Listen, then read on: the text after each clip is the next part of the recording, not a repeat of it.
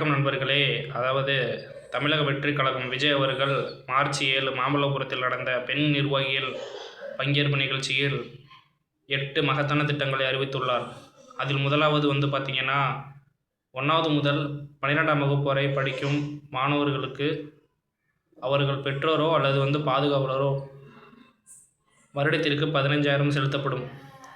அடுத்தபடியாக பார்த்திங்கன்னா பெண்களுக்கு அவரவர் 1000 2000 என்ற பட்சத்தில் தமிழக வெற்றிக்கு தலைவர் விஜய் அவர்கள் மாதம் பெண் குடும்ப தலைவிக்கு மாதம் 2500 வழங்கப்படும் என்று அறிவித்துள்ளார். மேலும் பெண்களுக்கு மிக முக்கியமான ஒரு குட் நியூஸ் என்னவென்றால் தமிழகத்தில் 5 வருடத்திற்கு ஒரு ஆட்சி மாறுகிறது. அதுபோல் பார்த்திங்கன்னா நாங்கள் சிலிண்டர் விலையை குறைப்போம் என்று கூறிக்கொண்டு தான் இருந்தார்கள்.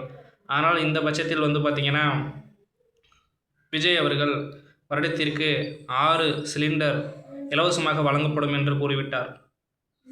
அதன் பிறகு அண்ணன் சீர்திட்டம் என்பது பார்த்திங்கன்னா தமிழக அரசால் கடந்த 2021ஆம் ஆண்டு ஆட்சிக்கு வந்த திமுக அரசு மூவலூர் ராமாமிர்தம் திட்டத்தில் இயங்கிக் கொண்டிருந்த தாலிக்கு தங்க திட்டத்தை நிறுத்திவிட்டு அதற்கு பதில் புதுமை பெண் திட்டம் என்று 1000 வழங்கி வந்தார் மாதம். ஆனால் இப்பொழுது ஒரு பவுன் 1 லட்சத்தை தாண்டி விற்க பொழுது அவர் புதிதாக கல்யாணம் நடக்கும் பெண்களுக்கு பார்த்திங்கன்னா 1 பவுன் 8 கிராம் மேலும் ஒரு பட்டுப்புடவையும் வழங்கப்படும் என்று கூறியுள்ளார்.